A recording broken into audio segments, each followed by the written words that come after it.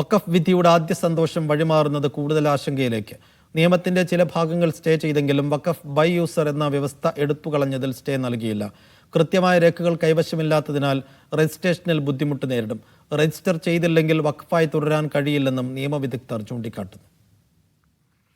ദീർഘകാലം ഉപയോഗത്തിന്റെ പേരിൽ സ്വത്തുക്കൾ വഖഫായി പ്രഖ്യാപിക്കാനാവില്ലെന്ന് വിധിപ്പകർപ്പിൽ സുപ്രീം കോടതി വ്യക്തമാക്കുന്നു. 5 വർഷം മുസ്ലിമായി അനുഷ്ഠിച്ചവർക്ക് വഖഫ് നൽകാനാകൂ എന്ന വ്യവസ്ഥ ചട്ടവിരുദ്ധമല്ലെന്നാണ് മറ്റൊരു കണ്ടെത്തൽ. ഇതിനായി താൽക്കാലിക സ്റ്റേ മാത്രമാണ് അനുവദിച്ചിരിക്കുന്നത്.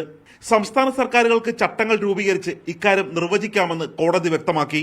ഭൂരിപക്ഷം സംസ്ഥാന സർക്കാരുകളും ഭരിക്കുന്നത് BJP ആയതിനാൽ ചട്ടങ്ങൾ ശരവേഗത്തിൽ നിർമ്മിച്ച് സ്റ്റേ മറികടക്കുമോ എന്ന ആശങ്കയും ഹർജിക്കാർക്കുണ്ട്.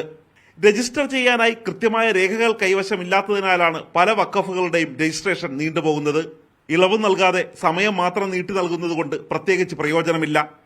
പുതിയ നിയമത്തിലെ സങ്കീർണമായ രജിസ്ട്രേഷൻ പ്രക്രിയ വഖഫിന്റെ നിലനിൽപ്പിനെ പോലും ചോദ്യം ചെയ്യുന്നതായി നിയമവിദഗ്ധർ ചൂണ്ടിക്കാട്ടുന്നു.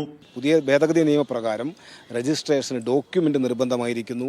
വഖഫ് ചെയ്ത ആളുടെ പേരും വിവരങ്ങളും നിർബന്ധമായിരിക്കുന്നു.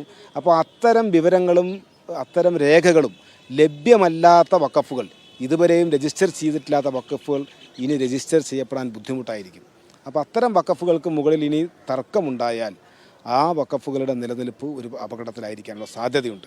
കാര്യം അൺരജിസ്റ്റേർഡ് വഖഫുകൾ ഏത് സമയത്തും വഖഫല്ലാതായി മാറാം. ഭേദഗതി നിയമത്തിലെ ന്യൂനപക്ഷ വിരുദ്ധത കോടതിയെ ബോധ്യപ്പെടുത്താനായി മണിക്കൂറുകളാണ് അഭിഭാഷകർ കോടതിയിൽ വാദിച്ചത്.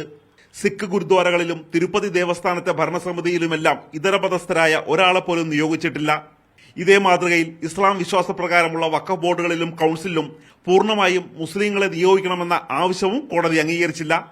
വിശദമായ വാദം കേൾക്കുമ്പോൾ ഇവയെല്ലാം സുപ്രീം കോടതിയുടെ ശ്രദ്ധയിൽ കൊണ്ടുവരാമെന്ന കണക്കുകൂട്ടലിലാണ് ഹർജിക്കാർ. മീഡിയ 1, ഡൽഹി.